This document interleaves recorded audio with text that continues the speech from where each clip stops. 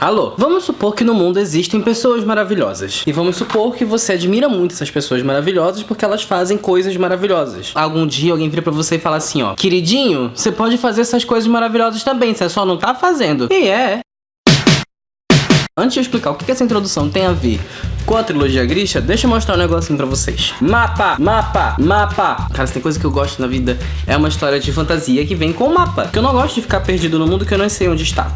Não é? Adoro o mapa e essa trilogia vem com 3. 3 mapinhas lindos. Chuchu, como diria J. Plufts. Mas enfim, vamos parar com a minha fangirlzice com os livros. Vamos falar da história, que é isso que é legal. Essa história é de alta fantasia, portanto estamos no mundo fictício. O mundo fictício em questão é um país que chama Ravnica. Aí tem uma dobra, assim, um negócio, um corte feio, assim, uma tralha macabra, assim, que rasga o país. Aí desse negocinho macabro saem coisas assim, saem demônios. E esses demônios, eles adoram comer gente. Eles matam todo mundo que chega lá perto. Por causa disso, Ravnica tá numa situação complicada, porque tem esses bichos aí voando nesse negócio, comendo as pessoinhas coitadas que chegam lá perto. Politicamente, você consegue imaginar como isso atrapalha o comércio, como isso atrapalha a locomoção das pessoas que moram em Ravnica. E não é à toa que o país está agora num estado de guerra, porque estamos disputando por tudo, já que o negócio tá todo zoado. E no meio dessa onda toda existe ainda o fator mágico da história, que são os Grishas. Grishas são pessoas que nasceram com poderes mágicos. E dentro dessa sociedade, eles são extremamente respeitados. Eles saem da família muito cedo para poder treinar e vivem sob os cuidados do rei no palácio, com vários luxos e várias fantasias e blá blá blá. Os livros também têm um índicezinho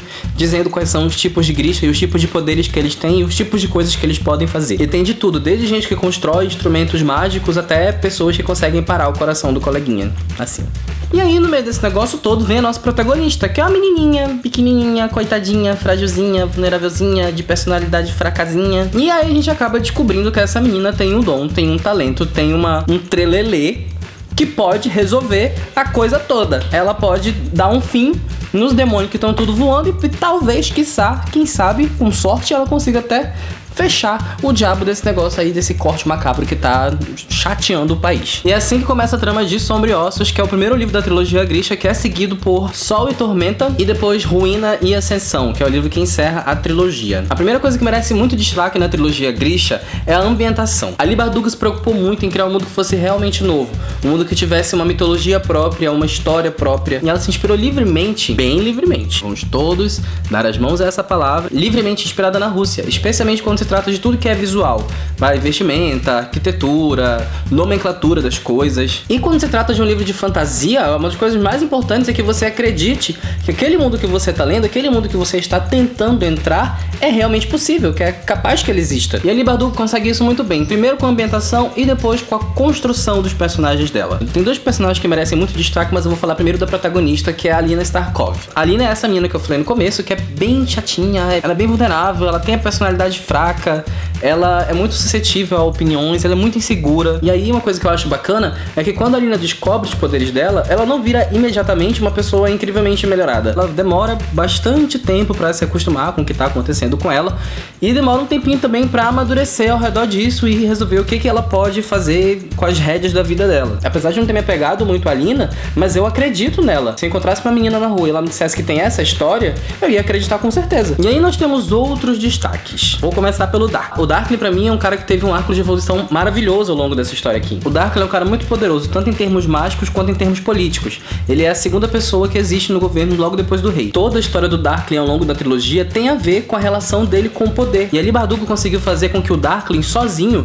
fosse um mito dentro da história. As pessoas que estão de fora observando o Darkling têm uma visão bastante distorcida de quem ele é. E ao longo da história a gente vai vendo esse personagem se transformar justamente por causa da obsessão que ele tem com o poder. E em paralelo ao Darkling tem outro personagem extremamente maravilhoso, que só entra no segundo volume, que é esse aqui, o Sol e Tormenta, que eu vou chamar de Corsário. Ele ataca vários navios e toma posse de tudo que tá lá dentro. E assim que ele entra na história, a gente jura que é só isso mesmo que ele é. Só que não, queridinho. Ele é irônico, ele é estrategista. Ele sim é um personagem de quem você consegue se aproximar. Enfim, esse Corsário é o personagem mais bem escrito do livro. Ele é extremamente instigante, ele é muito participativo na obra. E eu queria voltar e falar mais uma coisinha sobre a protagonista. No começo da história, antes da Alina descobrir os poderes dela, ela sempre é descrita como uma pessoa magra, frágil, estranha, feia. E a partir do momento que ela descobre os talentos dela, que ela descobre que ela realmente pode fazer e assume isso como sendo parte dela, tudo muda, tudo se transforma. Ela começa a ter mais vigor e ela vira uma pessoa mais saudável. E aí eu sei que essa é uma história de fantasia, que geralmente você só lê pra ficar de boa, tal, relaxando. Mas eu acho que a gente pode pensar um pouquinho mais nisso aí. Muitas vezes a gente tem a sensação de que a gente quer fazer alguma coisa, de que a gente pode fazer alguma coisa,